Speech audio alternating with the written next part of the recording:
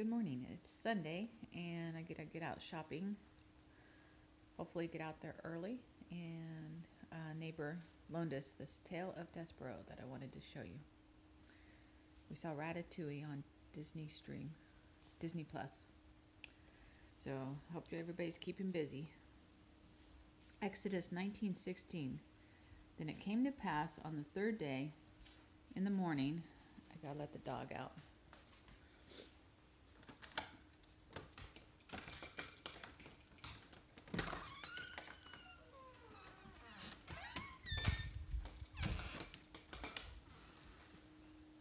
Sorry about that.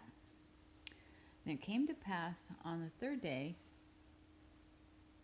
in the morning that there were thunderings and lightnings and a thick cloud on the mountain, and the sound of the trumpet was very loud, so that all the people who were in the camp trembled.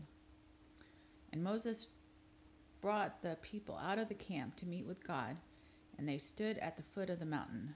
So I read this before, but I wanted to go over 10 Commandments one more time. Lightning, thunder, people at camp trembling, and I think this is Aaron and Moses going up later. I mixed that in there. It's Mount Sinai with border, the territory. Exodus 20, and God spoke all these words, saying, I am the Lord your God, who brought you out of bondage. And there's him talking through the cloud. There he is. You shall have no other gods before me. No gods. Only one God. Have no carved images. This is the knife, and it's carving maybe a calf or a man or woman. Do not take the name of the Lord your God in vain. The name of the Lord in vain. Frivolously, like silly. Oh my God. You guys, I always say, oh my gosh, but remember the Sabbath. It's a time to rest. The seventh day. Honor your mother and father. Yes, mother and father. Behave for them. Treat them well. Respect. You shall not murder. This guy's got a knife and he's going to kill him. Don't commit adultery. If you're married, don't have a boyfriend or girlfriend or have an affair outside of marriage. Don't have an affair at all, I mean. And don't steal. That's not yours. He's taking it from somebody. And you shall not bear false witness against your neighbor. He's lying. He did such and so. I want that and that and oh. So he's lying against his neighbor. And don't covet. I want that and that and that. We want everything. So do not cover your neighbor's house. Looks like there's a TV in there. Do not cover your neighbor's wife. Do not covet his ox, his donkey. Do not covet his male servant. Don't covet his female servant.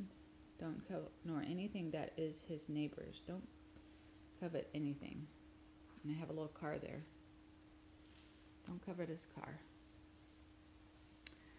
Exodus 21:22. If men fight and hurt a woman with a child, and any harm follows, you shall give. So if a woman is pregnant and gets hurt, you should give a life for a life. Punishment is an eye for an eye, tooth for a tooth. Whatever you did, you'll be punished in that way.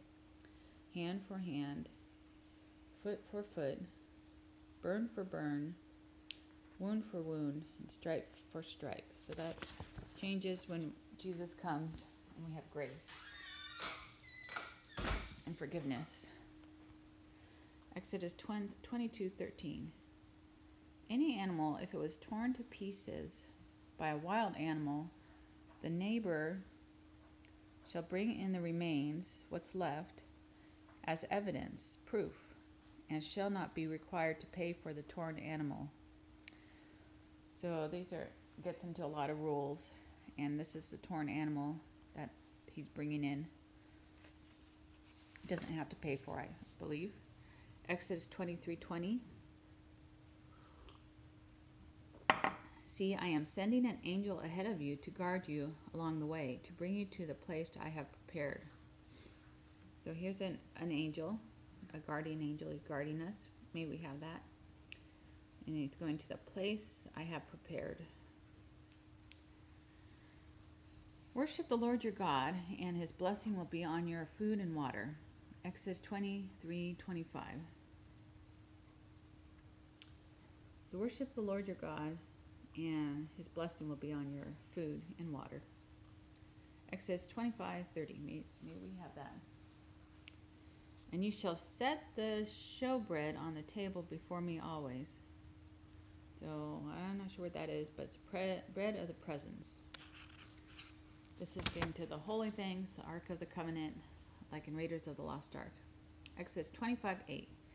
And let them make me a sanctuary, a holy place, that I may dwell among them, live among them, according to all that I show you, that is the pattern of the tabernacle. And they shall make an ark of acacia wood. So it's like, I think it's like a carrier. Holiness to the Lord. And you shall make an altar of acacia wood. Aaron and his sons shall tend it from evening until morning. Exodus 27. You shall make holy garments for Aaron. Exodus 28:2. You shall put the turban covering on his head, and put the holy crown on the turban and anoint him. Exodus 29. From evening to morning they shall tend the altar. Acacia wood altar, and burn it. It's a turban and crown. Here are the holy garments. Aaron and son will take care of the altar. A special kind of wood, acacia wood. Exodus 29:46. And they shall know that I am the Lord their God, that I may dwell among them. And there's God dwelling, living among the people at their camp. When he had made an end of speaking with him on Mount Sinai, he gave Moses 2 tablets of the testimony, tablets of stone written with the finger of God. And Joshua said, there is a noise of war in the camp. Exodus 32:17. So here's the finger of God wrote the 10 Commandments. And I need to see that movie. The tablets of stone inscribed by the finger of God. Exodus 31:18. Finger of God inscribing the stones with the 10 Commandments, I believe. Exodus 32. Now when the people saw that Moses delayed from coming down from the mountain, the people gathered together to Aaron and said to him, come, make us gods that shall go before us, for as for this Moses, the man who brought us up out of the land of Egypt, we do not know what has become of him. Moses, where's Moses? The people took off their earrings and brought them to Aaron. Exodus 32:3. So they took off their earrings. I should have a picture of them. Take them off. Gave them to Aaron. Aaron, shocking. And he received the gold from their hand, and he fashioned it with an engraving tool and made a molded calf. So he's engraving it, like carving it, maybe write his name or something, or making it into a calf, a cow, baby of a cow. Aaron engraved out of the gold earrings.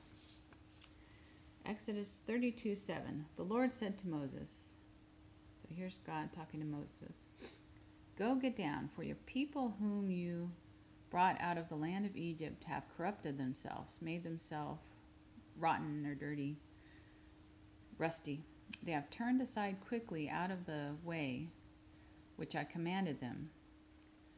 They have made themselves a molded calf and worshipped it and sacrificed to it and said, this is your God, O Israel, that brought you out of the land of Egypt.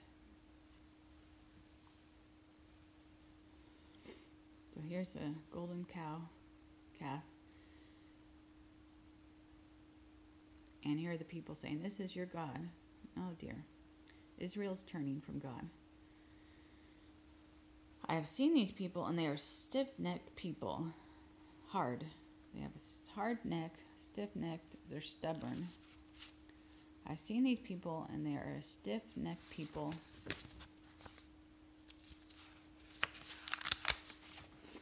And here's a picture of the stiff-necked people. Boy, girl, man, woman, older man. Now therefore, let me alone, that my wrath may burn hot against them, and I may consume them. I need to change that. I'm so mad at them. Then Moses pleaded with the Lord, please, Lord, why does your wrath burn hot against your people, whom you have brought out of the land of Egypt with great power and with a mighty hand? So you brought people out of Egypt with great power and your mighty hand. Why? Why does your wrath burn? Why should the Egyptians speak and say, he brought them out to harm them, to kill them in the mountains, and to consume them from the face of the earth? Turn your fierce wrath and relent from this harm to your people. So that, why should the Egyptians say, you brought them out to kill them in the mountains, and to consume them from the fierce face of the earth? Turn your fierce wrath away, turn your anger away, and relent from this harm to your people. Change from this harm to do them. Exodus 32:13. Remember Aaron, Abraham, Isaac, and Israel, your servants, to whom you swore by your own self, and said to them, I will multiply your descendants, and they shall inherit it forever. We need to do Genesis next. So God says, I relent. Remember the Father Abraham, Isaac, Israel, and his servants. You swore by them. You said, I will multiply your descendants, and they shall inherit it forever. I guess Canaan land. So God relented. So the Lord relented from the harm which he said he would do to his people. Exodus 32:9-14. And Moses turned and went down from the mountain, and the 2 tablets of the testimony were in his hand. The tablets were written on both sides, on the one side and on the other side they were written. Now the tablets were the work of God, and the writing was the writing of God engraved on the tablets. So here's Moses coming down the mountain with the 2 tablets of testimony in his hands.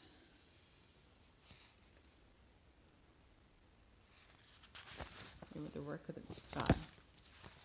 Exodus 32:19. So it was, as soon as he came near the camp, that he saw the calf and the dancing. So Moses' anger became hot, and he cast the tablets out of his hands and broke them at the foot of the mountain. Now when Moses saw that the people were unrestrained, then Moses stood in the entrance of the camp. So Moses came down, and he was mad. He threw down the tablets. His anger became hot. I should have hot anger right here. And broke them up at the foot of the mountain. And he saw the people were unrestrained, kind of wild and crazy and doing their own thing. And he stood at the entrance of the camp, and he said, whoever is on the Lord's side, come to me. So the sons of Levi, all the sons of Levi gathered themselves together to him. Let every man put his sword on his side and kill his brother, every man his companion, and every man his neighbor. So kill everybody who's not with us. 3,000 fell, and about 3,000 men of the people fell that day. So it's like, take sides. Who are you going to go with? Exodus 32:33.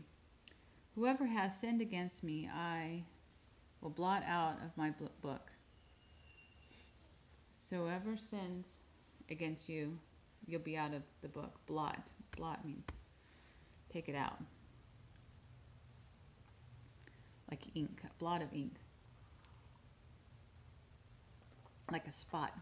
Exodus 33. Then the Lord said to Moses, "Depart and go up from here, you and the people whom you have brought out of the land of Egypt, to the land of which I swore to Abraham, Isaac, and Israel, saying, to your descendants I will give it.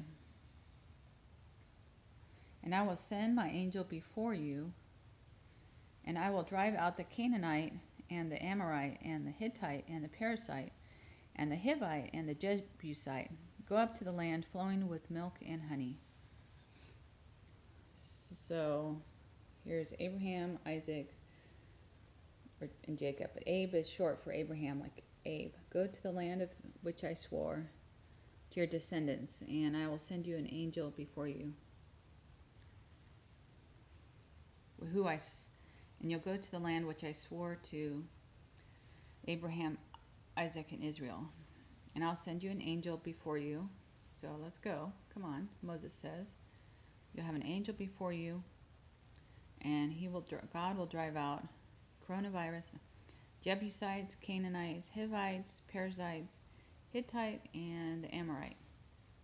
And you will go to the land of milk and honey." That looks like Yosemite. You go to a beautiful place.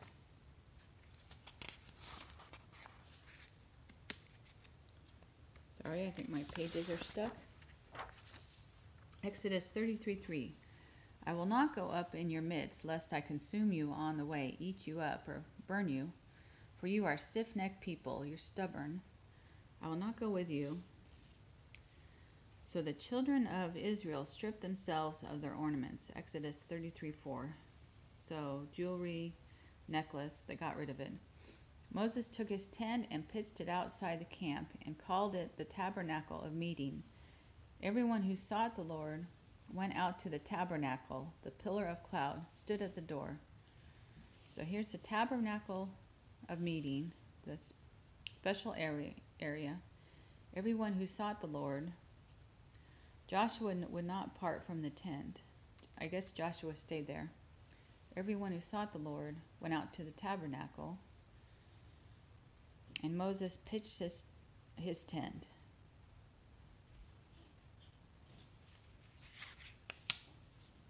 So I guess it's a special entrance. Oh, the pillar of cloud stood at the door. That was a pillar of cloud stood at the door. And I guess greeted everybody. Exodus 33:11. "So the Lord spoke to Moses face to face, as a man speaks to his friend. And he said, 'My presence will go with you, and I will give you rest.' Then he said to him, 'Moses, if your presence does not go with us, do not bring us from here.'" So God, if you're not with us, don't bring us from here. And God says, "I will give you rest, and my presence will be with you." Exodus 33:20. "You cannot see my face, for no man shall see me and live. Here is a place by me, and you shall stand on the rock. So it shall be, while my glory passes by, that I will put you in the cleft of the rock, and will cover you with my hand, and you shall see my back, but my face shall not be seen." So Moses will be in the rock, and God will cover his hand. Cover Moses with his hand, and you shall not see him. His glory will pass.